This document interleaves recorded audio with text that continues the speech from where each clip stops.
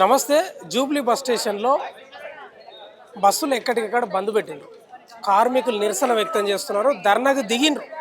మా సమస్యలు పరిష్కరించేంత వరకు అసలు తగ్గేదే లేదని చెప్తా ఉన్నారు. ఎందాకైనా పోదామని చెప్తా ఉన్నారు.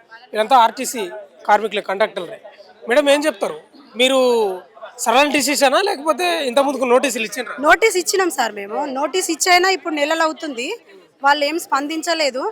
ఒక్కోసారి సీఎం సార్ ఇస్తా అని అంటున్నారు, అవుతున్నాయి పనులు అని అనుకున్నాము. మా జేఏసీ లీడర్స్ అంతా మాకు చెప్పిండ్రు, సారు మంచి పొజిషన్లోనే మనకు హెల్ప్ చేయడానికి ఉన్నాడు, సీఎం రేవంత్ రెడ్డి సార్ ఇస్తాడు అని అనుకున్నాము. మళ్ళీ ఏమైందో ఆయన మైండ్ ఎట్లా అదేందో అర్థం కాదు. మళ్ళా సమ్మెకు మేము దిగుతున్నా ఊరుకున్నాడు అంటే అసలు అర్థం కావట్లేదు.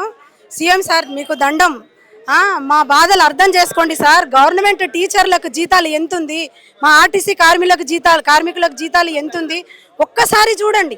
గవర్నమెంట్ టీచర్లు అంతే చదువుకున్నారు, మా ఆర్టీసీ వాళ్ళం కూడా మేమంతనే చదువుకున్నాము. అందరికీ టీచర్ ఉద్యోగాలు రావాలంటేనే రావు, అప్పుడు అక్కడ కండక్టర్లు ఉండరు. మాకు కూడా ఇవ్వండి మరి టీచర్ డ్యూటీలు. నిన్న ఇయ్యాల జేఎల్లకు లక్షల జీతాలు ఉన్నాయి సార్. నిన్న ఇయ్యాల ఈవెన్ 6 నెలలు కాలే లక్షల శాలరీస్ ఎత్తుతున్నారు వాళ్ళు. మేము 23 సంవత్సరాలు 22 సంవత్సరాలు అవుతుంది డిపార్ట్మెంట్లకు వచ్చి 40-45 వేల జీతాల కంటే ఎక్కువ తీసుకుంటలేం సార్. మమ్మల్ని అర్థం చేసుకోండి. టీచర్లకు ఎవ్రీ సండే లీవు, మళ్ళీ పండగలు వస్తే లీవులు, మళ్ళా వర్షాలు పడితే క్యాన్సల్, అది హాలిడేస్ అంటారు. మాకు అవన్నీ ఉండవు సార్. వీక్ ఆఫ్ తప్ప మాకు లీవులే ఉండవు. ఆ ఉన్న లీవులు కూడా ఇవ్వరు సార్. మాకు అరాచ్మెంట్ ఉంటుంది డిపోలో. మా ప్రధాన డిమాండ్లు వచ్చి మమ్మల్ని ప్రభుత్వంలో విలీనం చేయండి. అక్కడ ఆంధ్రాలో అయ్యింది కదా సార్, మాకు కూడా చేయండి. మాకు ఏమి గొంతమ్మ కోరికలు ఏమి లేవు సార్. బకాయిలు 2 పిఆర్సీలు ఉన్నాయి, అవి ఇచ్చేయండి. మాకు యూనియన్ ఇవ్వండి సార్. మీకే తెలుసు కదా సార్, మీకు కూడా ఇష్టమే యూనియన్లు ఉండాలని చెప్పి. మీరు కూడా యూనియన్ల గురించి కొట్లాడిన రోజులు, మాతో కలిసి కొట్లాడిన రోజులు ఉన్నాయి. మాకు ఎన్ని కష్టాలు ఉన్నాయి సార్. ఆర్టీసీలా కింద మీద వర్షం పడ్డా మేము వచ్చి డ్యూటీ చేస్తాం. మాకు బంద్ ఉండదు సార్. ఆర్టీసీ బస్సు నడవకపోతే ప్యాసింజర్లు ఆగమైపోతారు సార్. మాకు లీవులు ఉండవు సార్. దండం పెట్టి చెప్తున్నాము, మమ్మల్ని బాధ అర్థం చేసుకొని మా కోరికలు ఏంటో విని జర మీరు మంచి సహాయం చేయండి. మంచి సీఎం అనిపించుకోండి సార్. మాకు ఇంకా మీ మీద నమ్మకమే ఉంది, ప్రేమనే ఉంది. మంచి సీఎం అనిపించుకోండి దయచేసి. పొన్నం ప్రభాకర్ రెడ్డి సార్, మీరెంత మంచోళ్ళు, మా గురించి ఆలోచించండి జరా. మీరు ఆర్టీసీని ప్రభుత్వంలో విలీనం చేయాలి. ఫస్ట్ మెయిన్ డిమాండ్ వచ్చి మాకు ఆర్టీసీని విలీనం చేయాలి. నెక్స్ట్ వచ్చేసి మాకు యూనియన్లు కంపల్సరీ కావాలి. ఇంకా పిఆర్సీలు 2017లో ఇచ్చే పిఆర్సీకి ఇంకా ఇప్పటివరకు ఏరియర్స్ లేవు సార్. ఇప్పటివరకు ఏరియర్స్ లేవు. మళ్ళీ 2 పిఆర్సీలు ఇంకా పెండింగ్ ఉన్నాయి. ప్రీవియస్ ఏరియర్స్ లేదు. ఇంకా మెయిన్ రిటైర్మెంట్ ఉద్యోగులకి 3-4 ఏళ్ళు అయినా కూడా రిటైర్మెంట్ అయిపోయి వాళ్ళకి ఇంకా ఇప్పటివరకు కూడా బకాయిలు చెల్లించలేదు. ఇంకా డిపార్ట్మెంట్లో వచ్చేసి మొత్తం ప్రైవేట్ చేయాలనే ఉద్దేశంతో నడుస్తుంది ప్రభుత్వం.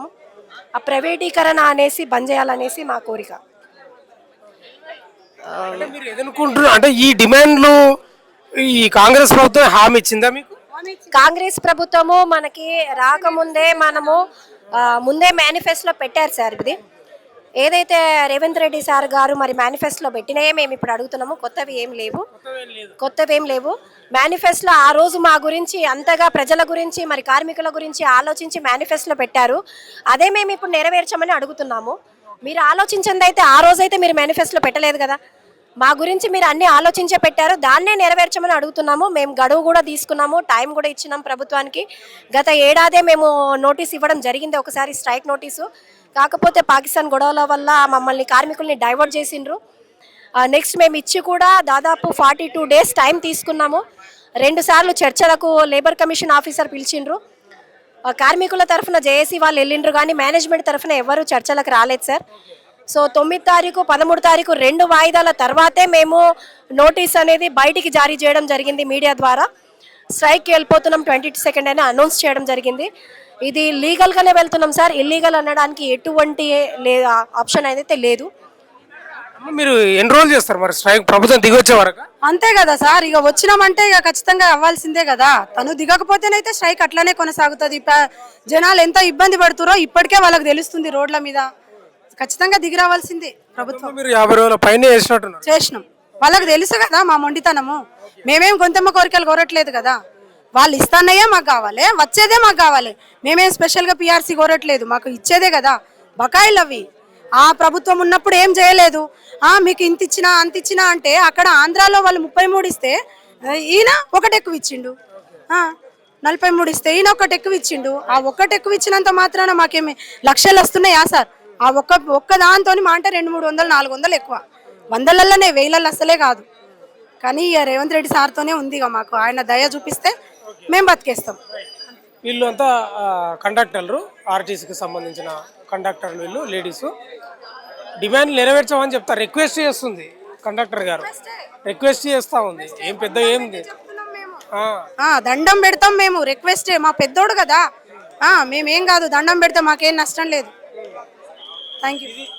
రేవంత్ రెడ్డి గారు మీరు చూడండి, ఆర్టీసీ కార్మికులు గతంలో బీఆర్ఎస్ చేయలేదు, మీరు కూడా మొండి వైఖరిగానే వెళ్తున్నారు. అందుకే ఎక్కడ లాభం లేక వాళ్ళు సమ్మెకి వచ్చిండ్రు. కావాలని ఏం రాలేదు, నోటీసులు కూడా ఇచ్చారు. గతంలో నోటీసులు ఇచ్చి కూడా 45 రోజులు 42 రోజులు అవుతుంది.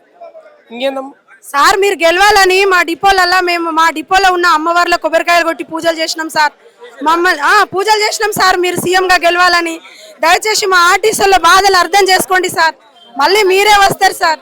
ఈసారి పాలాభిషేకం చేస్తాం సార్. ప్లీజ్ మమ్మల్ని అర్థం చేసుకోండి సార్. Thank you. ఓహో, చాలా చేసారు నిజంగా. పాలాభిషేకాలు చేస్తారండి ఇప్పుడు. నిజంగా ప్రభుత్వం దృష్టి పెట్టాలి.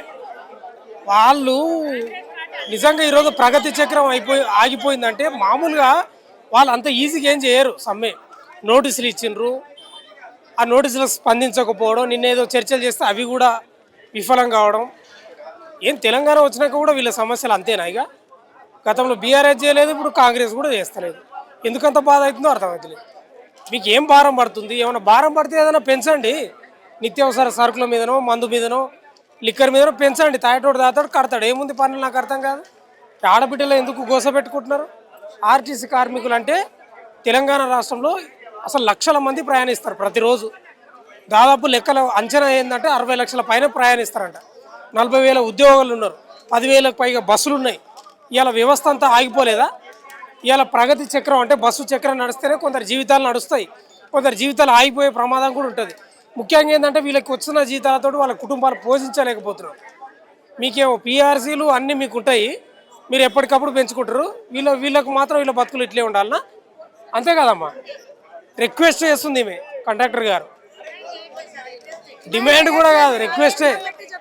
పొన్నం ప్రభాకర్ గారికి, ముఖ్యమంత్రి రేవంత్ రెడ్డికి. అలసిపోయినాం సార్. గత 10 సంవత్సరాలుగా అడిగి అలసిపోతున్నాం. మేమేం కొత్తగా గొంతెమ్మ కోరికలు అడగట్లేదు. మీరు ఇచ్చిన హామీలే మాకు రావాల్సినవి. మేము కొత్తగా జీతాలు పెంచమనట్లేదు, ఏమీ చేయట్లేదు. మాకు ఇవ్వాల్సినవి మీరు చెప్పినా చేయండి సార్. మేము అలసిపోయినాం, డ్యూటీలు చేసి మానసికంగా అలసిపోతున్నాం, హరాస్మెంట్కి అలసిపోతున్నాం.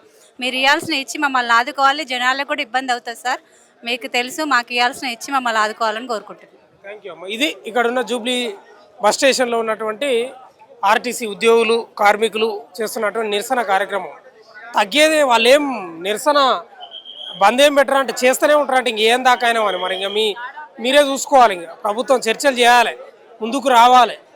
ఆ ఇబ్బందులు ఏమున్నావో వాళ్ళతో చర్చలు చేసి వాళ్ళ సమస్య పరిష్కరించే ప్రయత్నం చేయండి. చూస్తూనే ఉండండి మన తొలి వెలుగు.